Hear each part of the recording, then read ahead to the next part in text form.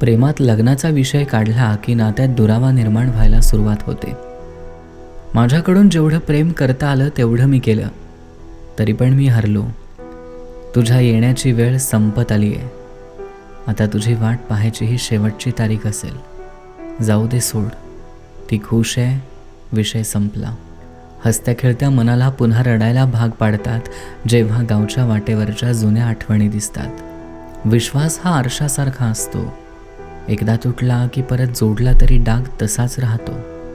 शरीराची राख होईल, पण या मनावर तुझंच नाव राहील. एखाद्या व्यक्तीला आयुष्यातून काढणं सोपं असतं, पण त्या व्यक्तीला मनातून काढायला आयुष्य कमी पडतं. भावनेची कदर नसलेल्या नात्यात डोळ्यातून निघालेल्या अश्रूंची किंमत शून्य असते. नातं कोणतं पण असू दे, विश्वास संपला की नातं संपलं. अनुभवलंय मी. चुकल्यावर समजून सांगायचं असतं, सोडून जायचं नसतं. माहीत नाही काय बदललंय, पण आधीसारखं काहीच नाही राहिलं. तू स्वप्न बघ, ते मी पूर्ण करेल. तू फक्त शब्द दे, इमानदार राहशील.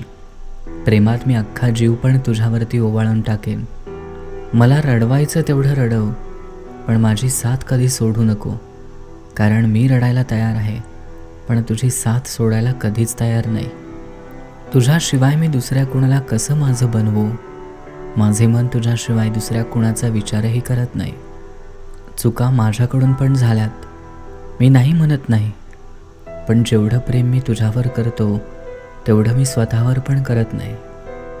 प्रेमाला लागलेली नजर लग्न करूनच काढावी लागते. तिच्या प्रत्येक शब्दावर मी विश्वास ठेवला, पण इतके सुंदर ओठ खोटं बोलतील असं वाटलं नव्हतं. काळजी घे स्वतःची. आजचा मेसेज शेवटचा आहे. प्रेम असावं, पण सवय लावून सोडून जाणारं नसावं.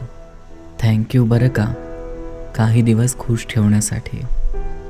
कदर करता यायला हवी, कारण परत परत कोणी आयुष्यात येत नसतं. काही लोक सोबत असतात, पण त्यांची साथ खोटी असते. फक्त वरून आपलेपणा दाखवतात.